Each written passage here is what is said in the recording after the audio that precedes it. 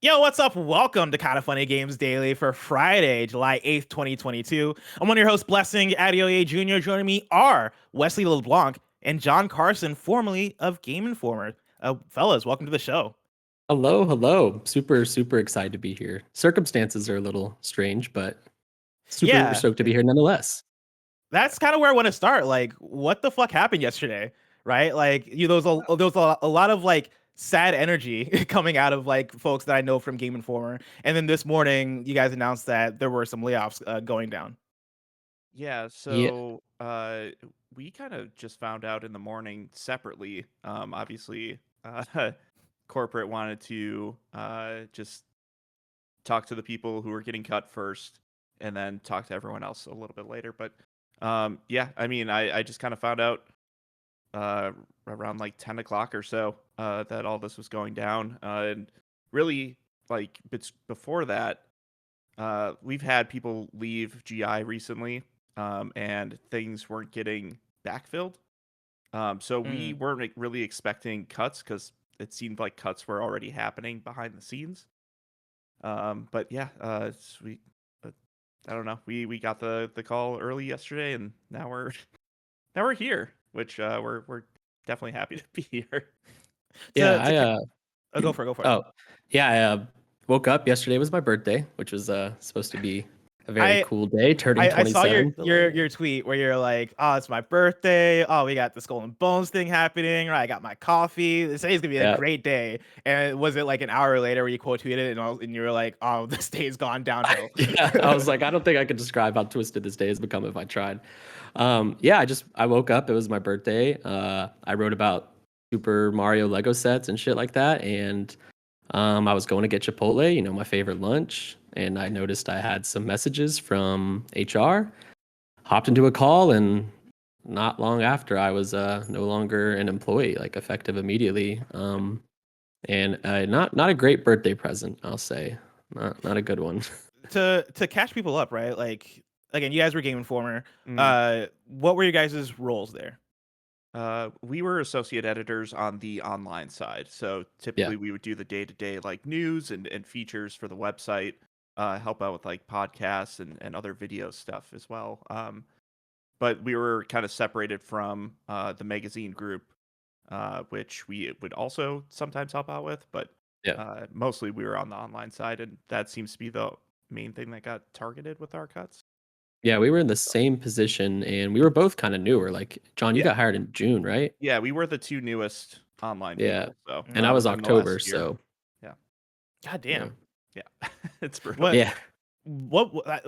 to clue people in, right? Like Game Informer size wise, like Yeah. how many do you know about how many employees actually work for Game Informer proper? The people that we interacted with, it was about somewhere around 20 or so, including like editors, video, production, like the behind the scenes stuff. But like editor wise, I think they're down to like 9 people. Yeah, I asked because that's a big blow, right? Like I was talking Yeah. to Roger before the show, and we were trying to kind of put into perspective, right? Because it seems like Game Informer proper had 3 overall layoffs. Then of course, like GameStop as well has had a lot of layoffs across their stores. Mm. And I was talking to Roger. I was like, "Yo, imagine us losing 2 people. Like imagine kind of funny losing 2 people in It's that way. Like that would be so devastating." And so seeing the my homie Alex Van Aken and like other folks at Game mm, Informer talk about it and talk about how much of a bummer and how devastating this is for them. Like I felt that shit, and I think at the same time, not only is it a bummer because your guys' names are names that I know, right? Like mm. it's been so often where I'm reading a news story on the show that is written by Wesley LeBlanc, and so like I saw your name and I was like, oh shit, no, oh Yeah. god damn, that sucks. But yeah, like not only is it a bummer, but it is also frustrating and kind of infuriating, right? Because Mm. I think the story of GameStop over the last long time, honestly, right? Over the last decade, maybe even more than that, has been how they've kind of been bad stewards of their employees, of like their business in general, right? And we'll talk about it. That's actually story number one is going to be diving a little bit more into this GameStop situation. Mm. Um, But it's infuriating to see this happen time and time and again from Game Informer. You know, Imran the Don Khan, who Yeah. has been a longtime co-host on the show, Yeah. went through a similar thing, right, with layoffs, and thankfully was able to get on Kinda Funny, and now he's working at Fanbyte. But yeah, dude, it still sucks. Like that type of shit it sucks, right? Yeah, I mean, I've only been there since October, but like since day one, everyone was so welcoming. And you could really feel that the team cared, and there was kind of this underdog spirit to it, you know. I Yeah. think with Game Informer having been around for so long, people can assume it's like this giant mega operation, but it's not the biggest site out there. You know, I've freelanced at places like IGN and they have a lot more people and stuff, but I think Game Informer was able to compete in that way, and it's not really a competition, but you know what I mean. And yeah, I think we just kicked a lot of ass, and it's a great place. And yeah, losing three people. We should. I don't know if I want to mention his name just because I don't. Yeah, You know, we not my did lose place, but another person on the non-editorial side, but yeah. And he had been there for 14 years, yeah, and a long time. So he yeah, wasn't one of the newer people that got cut like us. So yeah. yeah, I mean, it was heartbreaking it's for me, and I've only unfortunate. been there for 9 months. I can't Yeah, imagine I what feel he's awful going through. for him. Yeah. So to bring spirits up a little bit, I want to ask you Mhm. guys. This is a question we usually ask first-time guests on the show. What are your guys' favorite games of all time? John, I'm gonna start with you. Sure. My go-to is usually Earthbound. Oh hell yeah! Yeah, Ooh. so it was one of the first RPGs I really got into, but it's a game that holds up. But also I used to live in Wisconsin when I was like between like when I was born and when I was 9, and then I moved to Minnesota, and I made friends with that game in both places. So it's kind of like a special has a special place in my heart just for the bonds that I've created over time with it, and it's just an incredible experience. So. Oh yeah, Wesley, what about you? Yeah, real quick, I did just get word that the other person is public that they got laid off, and it's Jeff Akervik. He was our creative director. He was really awesome to work with, super good guy, and yeah, just can't imagine what he's going through with 14 years at Game Informer. But yeah, so my favorite game of all time, God, this is like so basic to say right now, but honestly, Elden Ring I think is like the new GOAT for me. I don't think I've put 150 Real hours into a single player game. Well, you know, it's got some multiplayer, but mostly single player game ever. And I still think about it. I platinumed it. I still want to play it. I just got a Steam Deck. I'm in the Steam Deck family now. Feels Same. good to be here. Last Yeah. Hell weekend. yeah! Hey. Welcome. Yeah, and I'm like, man, do I buy Elden Ring again and just run through it? That's the thing. That's kind of like the silver lining with all this is I can finally finish Elden Ring. I'm like halfway through it, and it's just been sitting there while I work on other stuff. So Right, there yeah. we go. But my other answer before Elden Ring would probably be Final Fantasy 13. It's underrated. It's Oh, that's goated. not one you usually hear. Yeah, no, I know it. People back when it came out, people were like, "Oh, so many corridors and hallways and shit." But like a lot of Final Fantasy games do that. I think people were just dogging on Final Fantasy 13 to dog on it, but that's a good Mhm. game. Some of the best music in all of video games, definitely in Final Fantasy. Oh yeah, That's the first thing I started playing on my Steam Deck. It's a hell good yeah. game. Oh, nice. Well, I'll tell you what. Like, I know you two have a very bright future ahead of you both, right? You guys got good taste in video games, seemingly. And again, you guys are names that I know working in the industry, writing news stories. Again, getting called out on this show pretty often for having features that are worth reading out loud on the show. And so, like, usually I would ask about feature, but I know you guys literally just got laid off yesterday, and so you're probably not even in that mindset.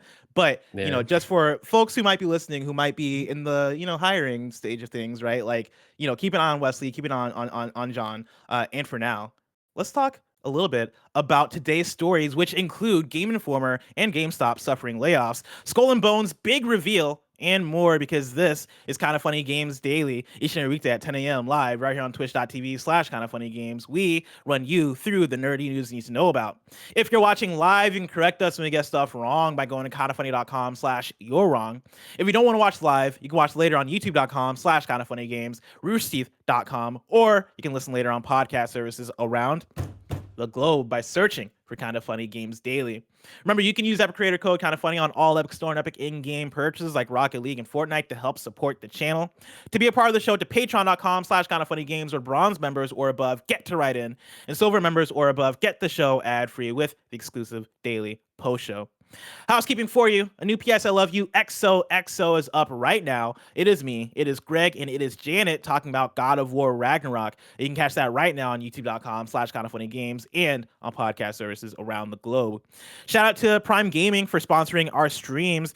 To celebrate Prime Day, you can start freeloading over 30 games with Prime Gaming for Prime Day 2022.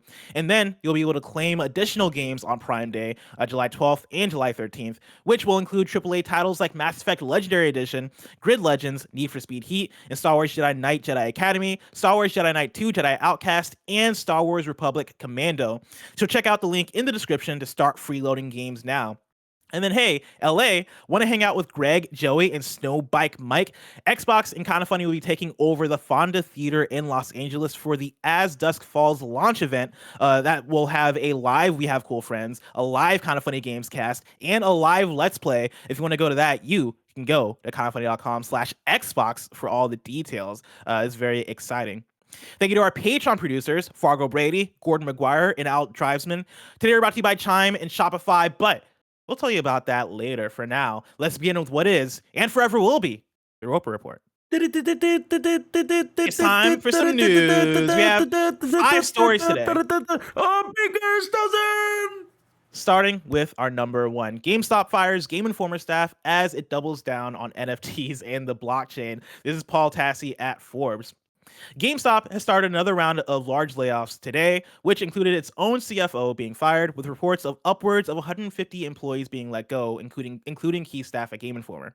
All of this is in the service of GameStop's new plan to invest big into an increasingly unstable space, Web3, the blockchain, and NFTs. The blockchain was the main focus of a leaked internal memo sent out by CEO Matt Furlong. Quote, change will be a constant as we evolve our commerce business and launch new products through our blockchain group. These changes will enable us to operate in a profitable manner as we execute against our strategy of pursuing sales growth in our commerce business and launching new products that empower customers within the digital asset and Web3 gaming verticals, end quote. It's unknown how much of Game Informer remains, and now it is known because we have the actual details. But to continue the story, besides GI and the CFO, reports are that entire teams like data integrity approval team have been let go. Again, Wesley, John, you guys are kind of in the center of a lot of this. I want to talk a little bit about GameStop in general, though. Yeah. Because again, I go back to over the last decade or so, right? GameStop seemingly changing and shifting and trying to figure out how to survive in the modern landscape. I remember a couple years ago was talking about how there were leaked documents of GameStop seemingly leaning into more of an in-store hangout sort of situation in terms of trying to shift people or get people into the actual building itself. It seems like, according to the leaked documents, like Web3 and NFTs in the blockchain seem to be a new focus for GameStop, as it is with a lot of big tech companies. Wesley, I'll start with you. Where's your head at in terms of GameStop and the way it's been shifting lately? Yeah, so it's funny reading these kind of stories. I read this one yesterday, and I know Kotaku had a big story out and stuff. Because like we didn't know about any of this. Like we just got the layoff, and then I believe this information came afterwards. I don't know if it was like a big meeting or if it was a press release or something. So like finding out that we got cut basically or laid off in light of GameStop pushing harder into blockchain and NFTs and all that kind of bullshit. It was a gut punch for sure. Because I mean, ultimately that kind of stuff is like a grift. Like it hasn't really formed into anything in this space. I don't think it's ever going to. And it also has a lot of bad impact on the environment, and it's a scam. And it sucks to know that, you know, that's kind of what I guess led the charge to where we are at now. But I think Game Informer, we don't really have much communication or back and forth with GameStop, at least at our level. I'm sure the people higher up do. But yeah, John, like for you, I mean, what do you think? I mean, I hadn't really heard much about the goings on within GameStop as well. I don't know, like it's disappointing to hear that something that's been pretty publicly like crashing lately, that it's being doubled up on in favor of something that we were told is successful within the company, and cutting our staff. So yeah, I mean, it doesn't feel great. I did also hear that like a, I mean, you kind of mentioned it before. Like it is all across GameStop. It's not just Game Informer. So Mm. my condolences to everyone who lost their job yesterday. It's real shitty. I know I know for I know personally. But yeah, there are uh some business practices I think the company definitely needs to change. I personally think they're going in the wrong direction.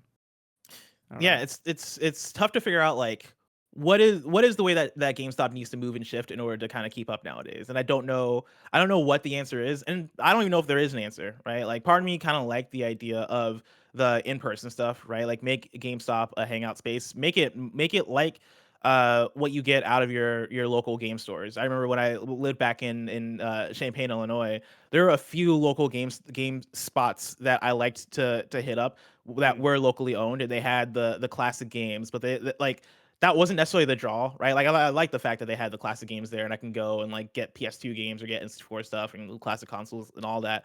But a big part of the draw there too was talking to the people that would walk in and talking to the cashier, right? Who like oftentimes might have owned the store as well, and like getting to chop it up about whatever the game is. I remember it was 2015, right when Metal Gear Solid 5 came out, where I went to a mm, local store and like talked for like an hour with one of the cashiers about Metal Gear Solid 5 and like, yo, man, isn't this game crazy? Like, oh man, oh, you don't like your Sutherland is Snake. That was one of the big conversations we had. But I think there's an idea there that I would have liked to see them pursue, but also for a GameStop that is this giant corporation, right? Like, is that going to be the idea that really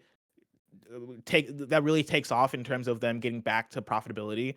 I don't know, right? Like that is such a small mom and pop store kind of thing as opposed to a big corporation thing. And yeah. in terms of the pursuit of blockchain and NFTs, that is more big corporation tech like hey, let's chase the speculative thing that in the short term can probably get us money, but in the long term will most certainly crash due to how much of it has been turned into a scam, and how much of it is speculative and unproven, and is this thing that you're kind of gambling on, right? Like it feels appropriate in the way that GameStop as a corporation seems like they're in a place of desperation. I think that's the part that makes it less surprising, but also disappointing in terms of how all this kind of filters down and then leads to layoffs of so many people at the GameStop company, and then filters back to Game Informer. To bring back to Game Informer for a second, right? Because I know you Mm. guys don't have the direct back and forth between GameStop, right? How much of Game Informer feels like it is owned by GameStop outside of moments like this? Like Uh, 0% for me, in my experience at least. Like it's only in moments like this where you kind of are reminded that yeah, there's a corporation above you. Otherwise, the leadership at Game Informer has either protected us from it or has mm, kept it out of our way so that we can focus on writing. Hmm. The leadership at Game Informer is incredible. They care so much about everyone there, including us, even though we're not there anymore. And for them, it was always about like, we just want you to be excited about games and what you're writing about. Like, this job should be fun. And they worked really hard to make that fun. And I think in doing that, they kept a lot of the more corporate stuff out of our way, which was always appreciated for me, at least. Yeah. yeah. I mean, I had I guess a couple more instances than you when it comes to GameStop corporate. Part of it is like we would have quarterly like corporate meetings to see how the entire company's doing and be able to talk with like the executives about what's going on. But like there was also a time where we before Wes and I got there, our old office was vacated like during the pandemic. And so we had been trying to fight for a new office for quite a while. We actually landed one late last year. It was being built out for months. Never really got the go ahead to go in, and then all of a sudden it was gone. And it Hmm. was mainly because we didn't have enough people to fill the space or something, and it was a cost cutting measure. So a lot of the stuff this year that I've seen from them has been uh, cutting costs in ways that it's a little bit confusing to me because like we were being promised like either more people or a new space to work in. and all of that was just kind of like the rug was pulled out from under us. So that's been my experience with the GameStop side, but that's it. What has been your experience with Game Informer lately, right? Like, Mhm. you know, again, I look at Game Informer and I see a group of people that I very much love and appreciate, both in terms of like my personal friendships, but then also in terms of doing good work. I love whenever I see whatever the next Game Informer cover ends up being, right? Because and I think that's the like. Uh, in terms of gaming Twitter and the gaming internet in general, that's usually an exciting thing. Oh shit! Right. Okay, looks like XYZ Z game is gonna be the cover for this month. But I also know that Game Informer expands out and is so much more than just the magazine. Well, as Mhm. well too, right? You guys mentioned that you guys do more of the like the online side of things, and I know there's the podcast, there's the YouTube channel. Mhm. Is there what has Game Informer kind of moved toward in like the last, I'll say in the last year or so? John, you wanna Um, go? yeah, I guess it's been a little bit confusing because we were building up an online side, and like trying to separate it from the magazine side, and trying to focus on both of those areas with like equal strength, but with two different teams. And then just in the last few months, those teams have been kind of blended. So it's kind of hard to say the direction that we were trying to go and like where we ended up going. I mean, and now like the team's down even more people, so I have no idea where that's going to be. But like Hmm. we're starting to get our legs under us and hit the ground running with new faces, a new team. We were gelling really well. We wanted to get more streaming happening, get a bigger community going, and a lot of that just kind of fell through the cracks, unfortunately. Yeah, it's and on that note, I don't think it's necessarily anybody in Game Informer's fault that we were kind of mixing and matching and trying to find our way. It's just the matter of, people were leaving, we had some departures, and then we weren't necessarily backfilling those jobs. So kind of out of Hmm. necessity, we're crossing paths, which we were all happy to do. I mean, it's very much like I don't like to use family with jobs because, whatever, but it is like a family unit. Like we're all kind of the underdogs and we're all working together to make Game Informer as awesome as it's always been. And yeah, for me, it was always, I mean, I always had a great time there. Sometimes it was stressful, not Yeah. having the numbers that I think a site that big should have, but we were all kind of in it together, if that makes sense. Yeah, I mean, games media is hard, right? Like, Yeah. Totally. oftentimes oftentimes you'll put out a thing that you think is going to be a fucking hit, and Yeah. then you put it out and it just doesn't get the numbers you wanted Yep. to. Or and the opposite thing happens oftentimes too, where you'll put out a thing and be like, all right, cool, nobody's gonna read this shit, and then all of a sudden it blows up and you're like, all It's right, cool, It's why, wild how? what catches. Yeah, like there's a infamous article from Jake Wiseau who every week it would just be like at the top of our numbers. We're like, That's amazing. why is this Yeah. getting traction? It's been there for like almost a year.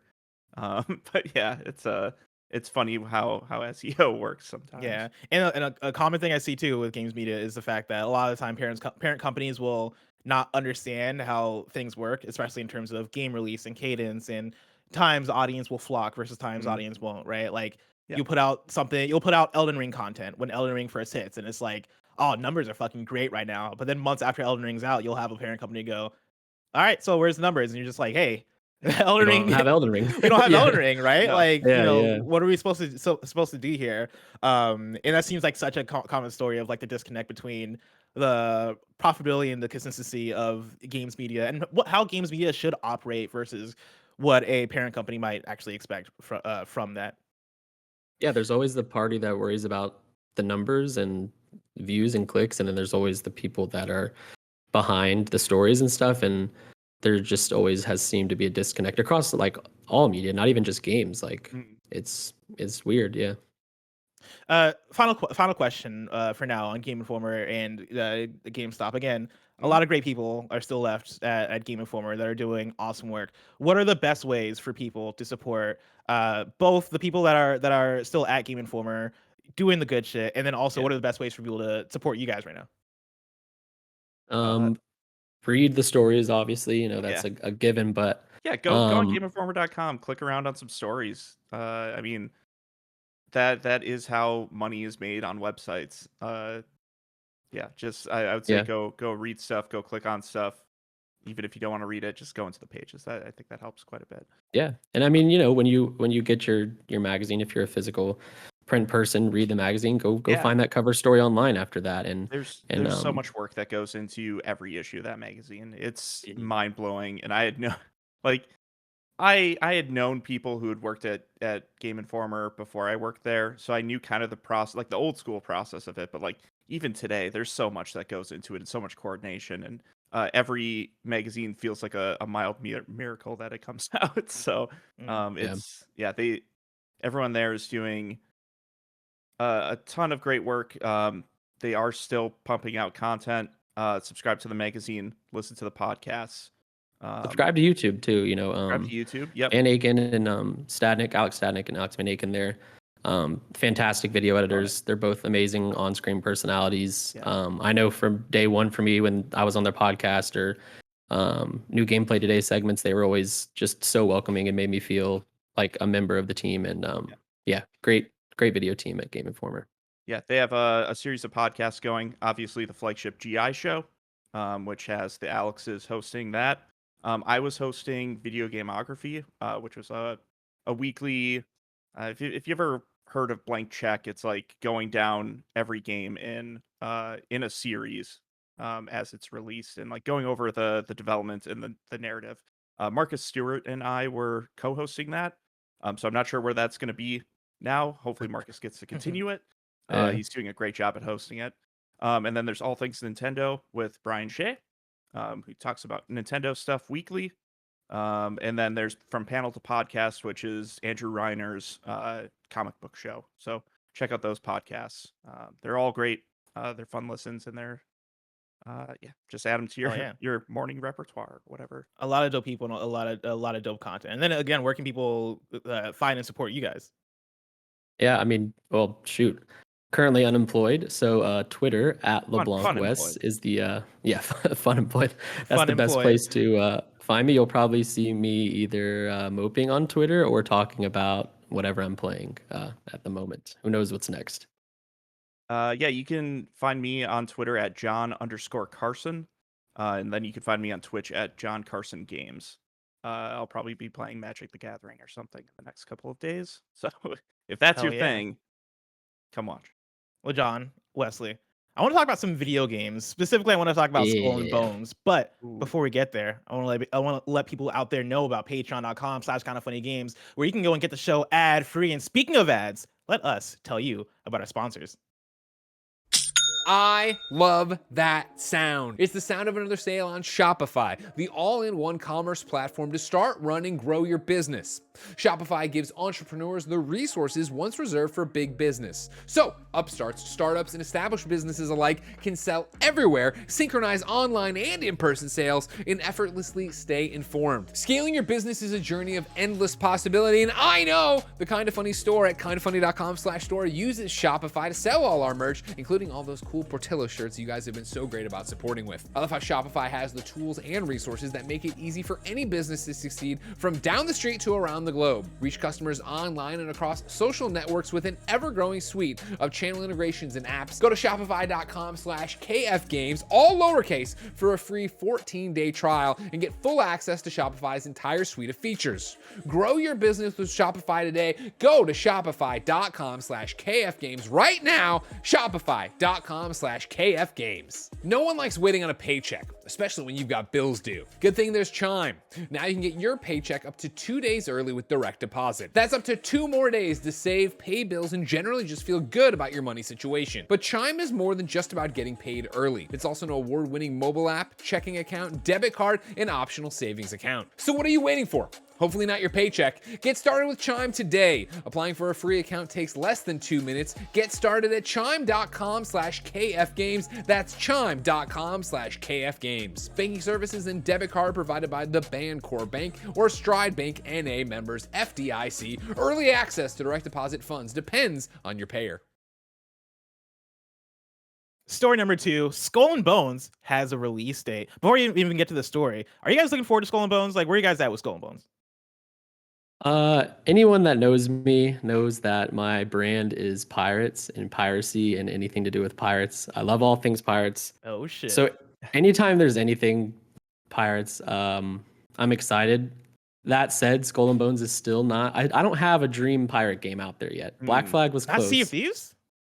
Sea of Thieves is. I saw somebody tweet the other day. Sea of Thieves is about tools, not rules. Like they give you everything up front, and then you just kind of Yeah. make your own fun. But I want like a single player, story driven pirate game where I get to do ship stuff, shoot at other people, do some cutlass stuff, and it hasn't happened yet. That said, Gotcha. I'm probably the most excited person about Skull and Bones. Oh, hell yeah. John, what about you? Do you have I any interest in Skull and Bones? I don't know yet, and it's been like this game's been known for quite a while, and it's been like this weird offshoot of Black Flag, and like finally seeing some gameplay yesterday.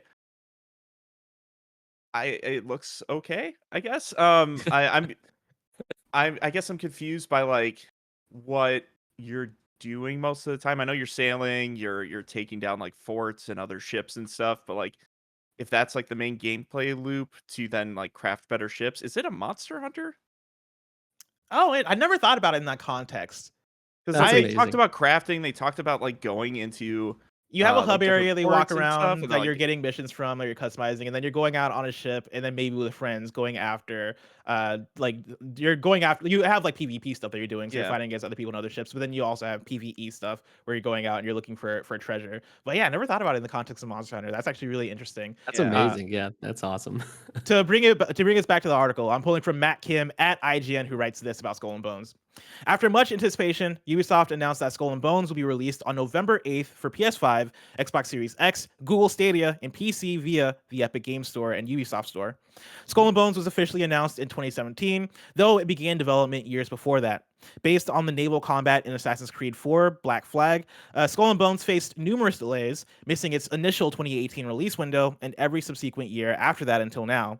In Skull and Bones, players will captain their own pirate ships, accept contracts, gather resources, and sail the high seas while attacking merchant ships for loot. Different choices will influence a player's journey, while going up in the pirate ranks will open up new customization for your ships. Ubisoft is promising a robust multi-year post-launch roadmap with regular updates, new content, activities, stories, and challenges, all for free. Wesley, you are my pirate captain in front of me right now. When I read through all that, and I assume you watched the gameplay Yes. overview that they Oh, showed yeah. off yesterday. After hearing and seeing all this, where does your excitement level fall? I'm pretty excited, and I think most of it stems from two things. When this game was announced, I remember them saying like, I think they called it like a 5v5 arena ship game or something, or maybe that was 2018. Whenever it was being shown at E3 years ago, and that was like, no, I don't want a 5v5 arena pirate game. That sounds not great. So this is better in that regard, and the thing that has me most excited about it is for all that Ubisoft does right and all that it does wrong, they have some bangers when it comes to like live service. You know, Siege is still going strong. People love Siege. And I think if Skull and Bones can hit in that live service realm like that, I don't necessarily know that it will because, you know, Tom Clancy's a much bigger brand. But like the it's there. Like if they can do it, it's possible. Whether or not that happens, you know, remains to be seen. But if this is a game that's getting constant content, it's getting support for years, the actual gameplay loop is fun, then I could see this being something. I think people are hungry for more pirate games. Maybe I'm just talking about myself, but you know. Yeah, I think it's gonna be fascinating to see how this fares in a space where we also have Sea of Thieves, right? And we also have like, you know, Assassin's Creed Black Flag sounds like the pirate game that you were describing originally in terms of being somebody who is looking for a single player. Let me get on my ship, let me explore, let me go on like this linear journey type of situation. You have those out there, and Skull and Bones seems like it's going to try and carve out its own lane. I was fascinated watching the gameplay overview yesterday and seeing it seeing them show it off as this, hey, it is co-op, it is you're playing with other players, but each player is pretty much their own ship, and you have this crew of sailors, or crew of pirates, I guess. You have a crew of pirates that like you have on your ship that are basically NPCs that you're commanding around, and like you're shifting between perspectives to, you know, go to the cannon, shoot another ship, go back and pilot and do all this stuff, right? Like you are captaining your own ship as opposed to Sea of Thieves where it is 4 different players, each person is doing kind of a different thing, right? Hey, you go read the map while this person steers, while this person controls the curtains. You can tell I don't know much about pirates, but you get what I'm talking about, right? In terms of like the different roles that people the curtains. What do they call them? Sales. The sales.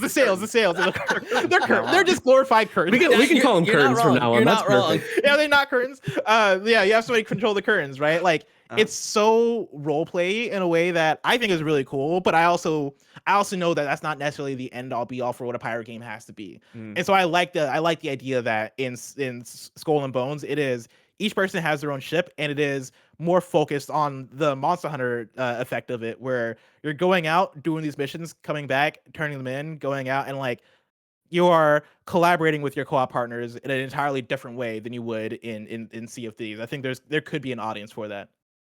Yeah, I'm excited that there seems to be more of a goal when you actually go out to sea than there is in Sea of Thieves. That was one thing that didn't really land for me. It was like, yeah, I could get my friends together and then get on a ship, but we don't really know what to do once we're out there. And like that, I haven't played it since it was like originally released or in its beta even.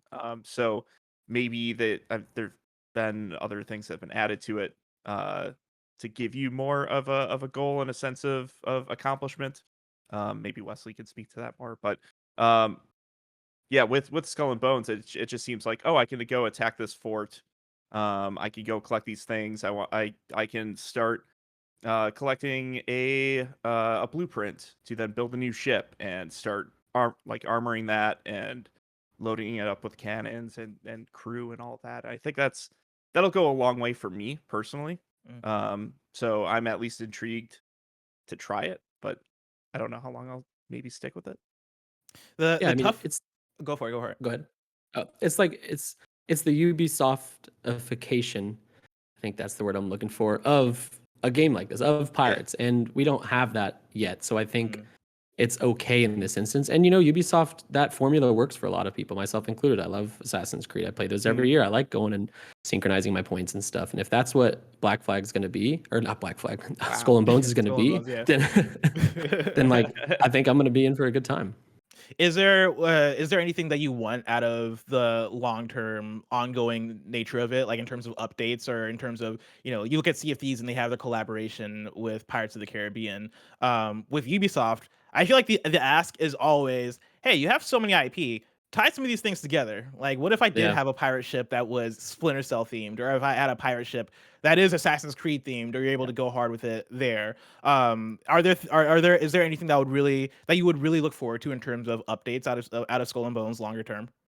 There's a pirate IP that John just pointed to that I don't think is in Sea of Thieves or any other pirate games. And if Skull and Bones would jump on the One Piece train, that'd be sick. I think for me, I would just want like something controlling the actual pirate. Like, let me go on land and fight some other pirates or skeletons. Give me a sword, some kind of third-person combat, because I do think, sailing around a ship for years could eventually get old. So something to spice up that gameplay would be fun. They have some like weird survival stuff in there too, where you go first person and you start stabbing sharks or whatever. Yeah. Right?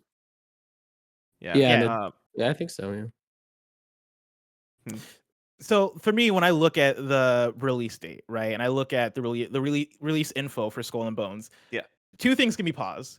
It comes out November 8th, and as we learned recently, that is the day before God of War Ragnarok, which I think is going to be opposition for it. I don't think that's the end all be all, right? Like Skull and Bones, God of War Ragnarok, single player adventure. We're gonna have that be in like a week or two. We're gonna blaze through that game, right? The people that are super into it. Yeah. But then also, right, Skull and Bones is a long-term game. I don't know if day one is going to be make or break for it, but that is the thing that gives me pause. The fact that it's coming out the day before God of War Ragnarok, that's going to be a little bit rough for it. Then also the fact that it is a full-price game. I think that's the thing that I personally been going back and forth on leading into this gameplay overview. Hey, is this going to be free to play? Because I think nowadays for an ongoing live service game, especially coming out of Ubisoft has been leaning into free to play more and more, and Skull and Bones is this new IP that has, I think, some appeal, especially for folks like Wesley who might be into the pirate adventure, or some folks who are already into the Ubisoft games. I know Greg Miller is one of those people that, you say the words Assassin's Creed and he's in, right? You say the word Ubisoft, he's most likely in. There's that crowd of people that I think are going to be into Skull and Bones, but even still, $70 on new gen consoles, I think is still a big ask for that. Like, where do you guys land on that? It's definitely steep. Especially like Steep is actually a different Ubisoft game. oh, excuse me. That's fucking good. That's a good one. Thank you, Kevin. I appreciate it. You got That's what I'm here for. God, That's why they hired That's me. incredible. Yeah, I don't know. I mean, I feel like they should at least put this down to 60. Is this cross gen, by the way? Cross gen release, I believe so. Yeah. Okay. This, like, to me, this always felt like the most 2023 game if it was ever going to come out. So I'm shocked that it's coming out in November of all times.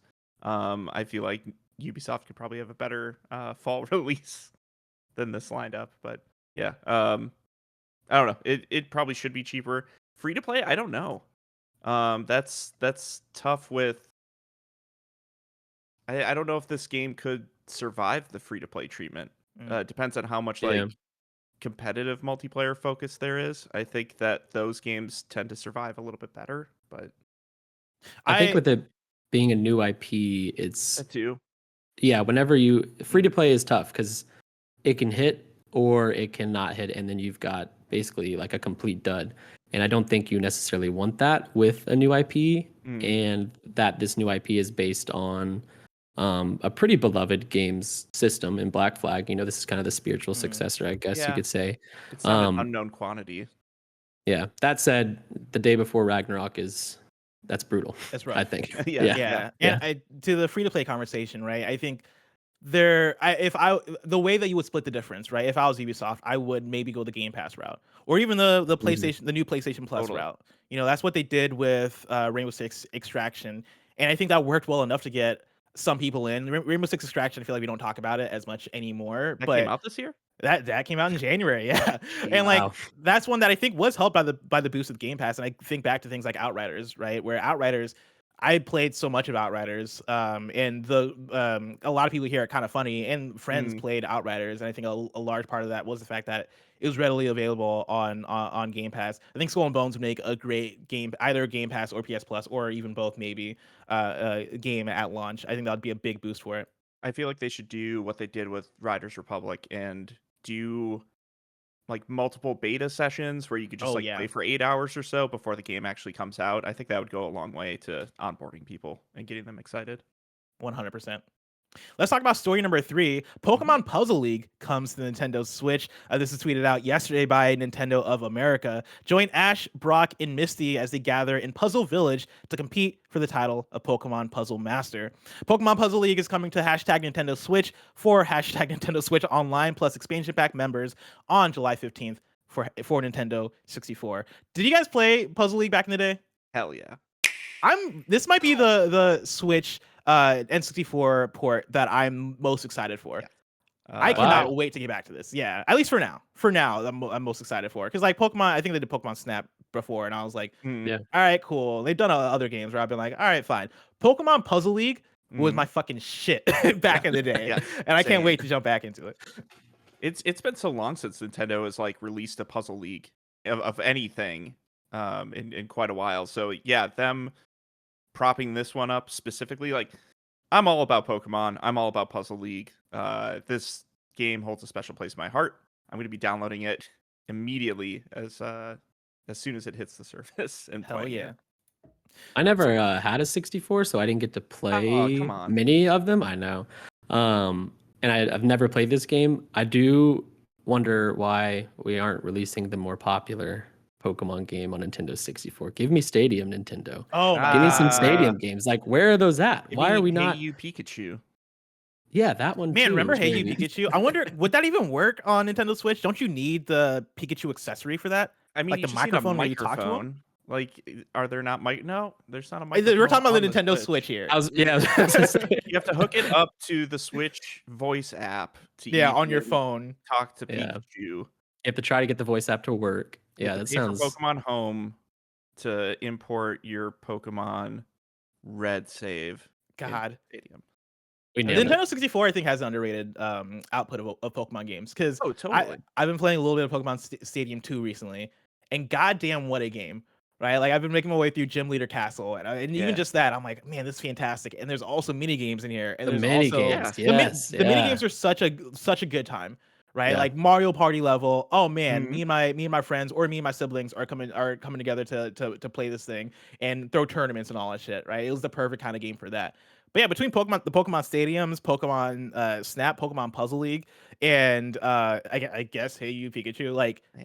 N64 has a pretty good Pokemon output that we don't talk about as much. But shout out to the N64. Story number 4. Some of July's PlayStation Plus Extra and Premium games may have leaked. This is Tom Ivan at Video Games Chronicle.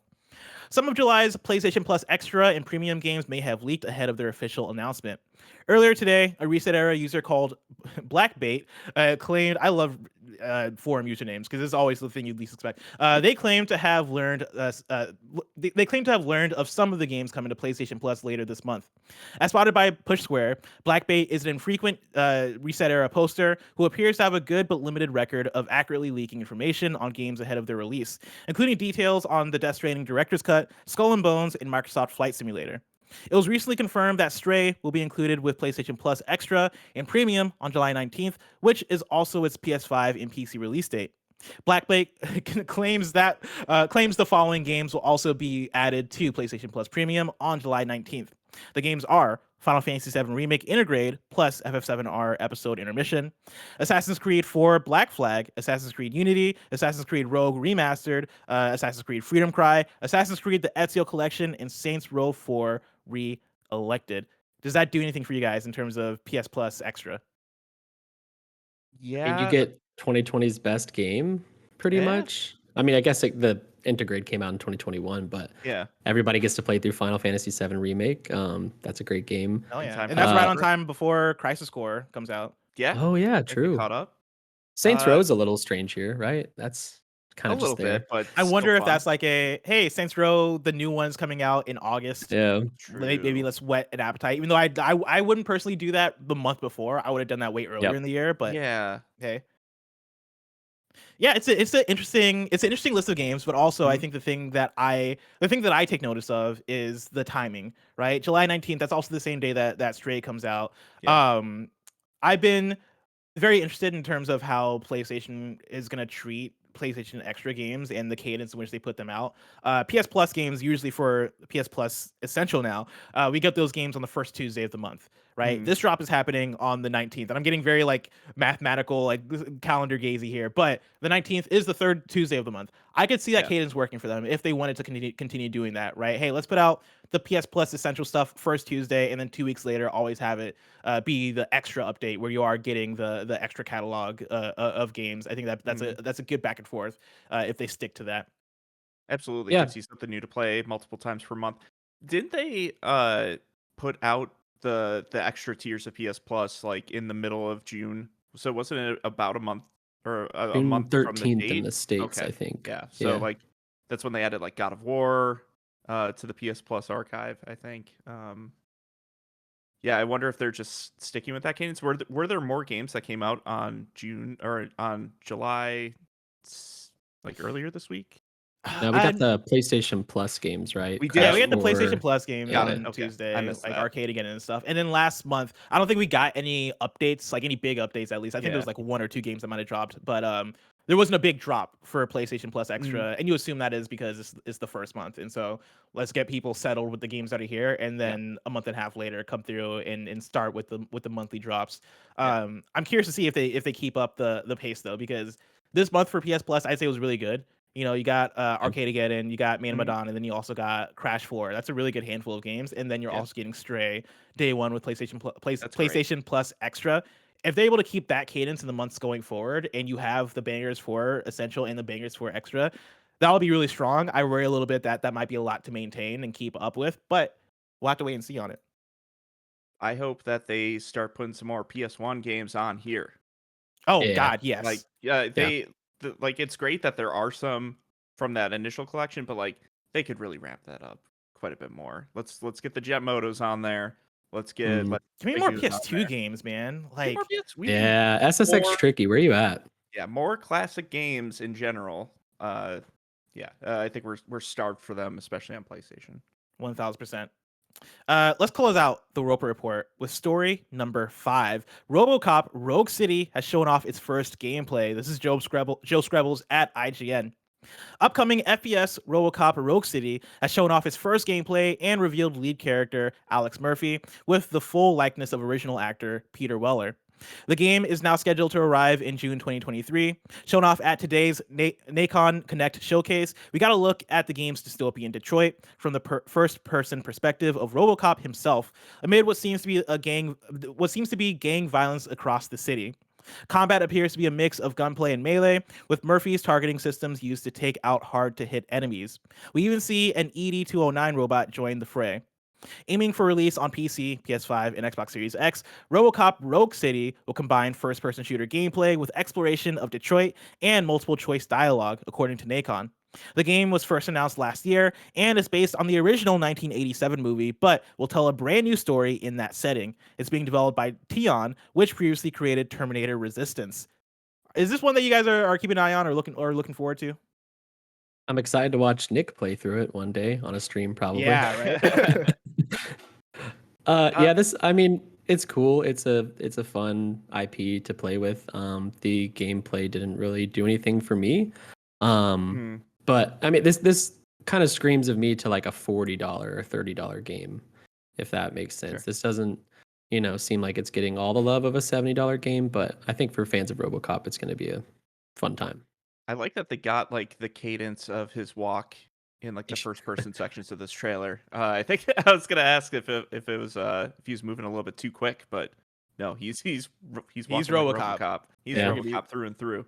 Just marching throughout the entire game. I watched this trailer and I was like, this game doesn't look that good, but also it seems like it's for for the big fans of RoboCop that might just want to mess around. Like it seems like it's for the Knicks of the world. I don't know if Nick is gonna care too hard about like the fine first person shooter mechanics of the game as long as they capture the energy of RoboCop. Yeah. And I'll say like I think the energy is there, right? Like they got that campy, like 80s kind of vibe to it that I think works for what it is. But then you go to the actual first person shooting and I'm like, ooh, I don't know, man. I don't know if this is the one. But hey, if it comes out and it is $30, then cool. It is what it is. They should make it like N64 controls, so you just have to hit the face buttons to actually Oh my aim. god. You have to like hit like you have to press R1 to aim and then click like L2 to actually shoot. Is there like a quit button that you can just like? Yeah, like in one of those. Okay, so right here, right. The thing that interests me is that if you're watching the trailer, right, they have like the aiming reticle. That's this like full screen cross the two lines, like the X and Y axis thing. That's kind of cool. Reminds you of N64 shit. Yeah. That is like a GoldenEye reticle.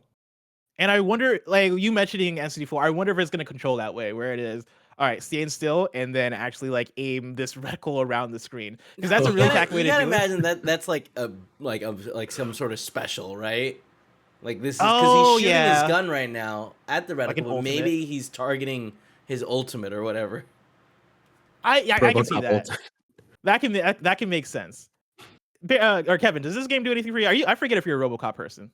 Yeah, I like RoboCop fine. Does it do anything for me? I don't know. I gotta see more of it.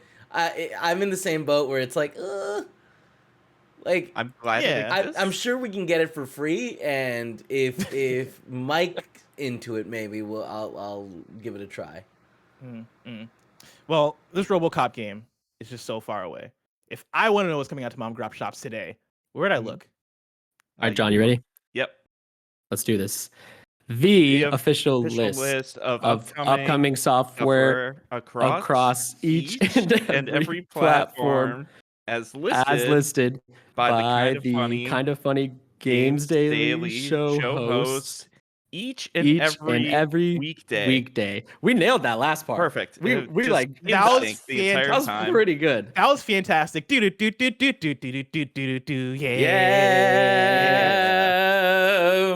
I was so curious on if you guys were gonna be able to pull it off, and honestly, that was way better than anything else that could have been. I mean, like that's like 7 months of working hand in hand. Of course, you guys got that connection. You guys got that. And then getting laid off together. Yeah, exactly. It's like we are melding. If you put us like in two Avas, we would be able to fight that one angel together. Hell yeah. Out today, we got Eternal Hope for Xbox, PlayStation, and PC. Klonoa Fantasy Reverie series for Switch, PC, Xbox, and PlayStation. Play it. Sword and Fairy Inn 2 for PC. We got a Klonoa fan here? Yeah. Hell yeah.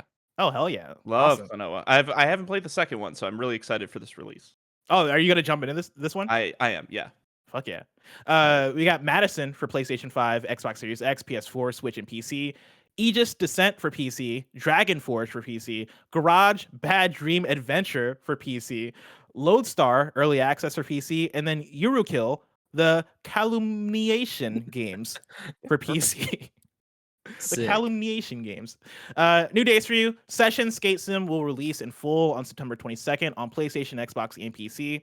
Steel Rising arrives for PS5, Xbox Series X, and Windows PC via Steam, the Epic Games Store, and GOG on September 8th, 2022. Ad Infinitum launches on April 20th, 2023 for consoles and PC. Lord of the Rings Gollum launches on PS4, PS5, Xbox One, Xbox Series X, PC, and Nintendo Switch on September 1st, 2022. And then WRC Generations launches for PS4, PS5, Xbox One, Xbox Series X, Windows PC via Steam, and the Epic Games Store on October 13th, 2022. Now it's time for kindafunny.com/you were wrong. That's where you write in. Let us know what we got wrong as we got it wrong for those that are watching later on youtube.com/kindafunnygames and listening later on podcast services around the globe. Cheyenne writes in and says, PlayStation said in their blog post that essential games will come first Tuesday of the month and extra/premium games in the middle of the month. And so, hell yeah, we got the Awesome. confirmation there. I still do wonder if they're targeting the third Tuesday every single time, or if it's just like randomly in the middle of the month. Sense. That's just really good timing, I think. Yeah. I forget what the timing of PS Now was, or even if PS Now had timing. PS Now was one that I don't know if anyone Yep. paid attention to in terms of the actual cadence of Quarterly. it. It was kind of whatever. Hell, was it like at a I certain don't know. point Like they hit monthly for it, eventually, yeah. but it didn't feel that way because PS Now No. games was like, oh man, we got, I don't know, man, Far Cry, the first one, the one you haven't played we probably. started adding PS4 games that you can already play on your PS4 and PS5. So here you go. Yeah. Here's Rage, the first one. Like here's some games. Here's Asura's Wrath, the way you don't want to play it. Oh, God, exactly. God, give me Asura's Wrath actually native on the service because Yes. I would check it out in that way. Remaster it, Capcom. You're remaking Please. everything else. Yeah, you know what? Give me Dragon's Dogma 2 is coming through. Give me Yeah. Asura's Wrath 2. I want to destroy another planet. Oh, there you go. Yeah.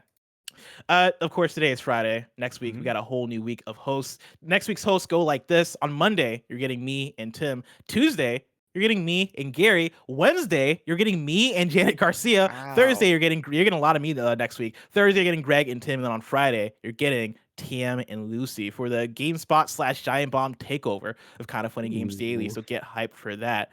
Before we go, again, fellas, Wesley, John, thank you guys so much for joining me. I appreciate you guys. I know it's a tough time right now, but you know, like we got your back. The Kinda Funny audience has your back. I don't know if you've been keeping an eye on chat, but like everybody is very much rooting for you. Everybody is very much supporting of you, and anything you need, you know, you can come to us to appear on the show or appear on like anything else that you might have interest in. Aside from in review, I think they're very exclusive with in review. I've been trying to get into in review for years. That's a lie, but yeah, like again, like where can people find you on Twitter? I'm at Twitter at LeBlanc West. And yeah, just thanks for having us on. It means the world, and it's a tough time for me and John, but I know that this is a bright spot for both of us. You can find me on Twitter at John_Carson. And yes, thank you so much to everyone at Kinda Funny for having Wesley and I on. It means a lot. Things are tough. We're gonna land on our feet, I'm sure. But yeah, it's great to be able to talk with you, talk with your audience, and get our names out there a little bit to ease our transition. Hell yeah. Thank you. Everybody go follow John and Wesley. Thank you guys again for joining me. You guys are fantastic. If you're watching this live right now on Twitch, after this is an Amazon stream with Greg, Nick, Andy, and Mike. If you want to catch that stream later, you can subscribe to youtube.com/kindafunnyplays. Remember, this has been Kinda Funny Games Daily, each and every weekday live right here on twitch.tv/kindafunnygames. We run you through the nerdy news you need to know about. We have a Patreon post show for those that are subbed at the silver level of patreon.com/kindafunnygames. So stick around for that. Otherwise, until next time, Game Daily.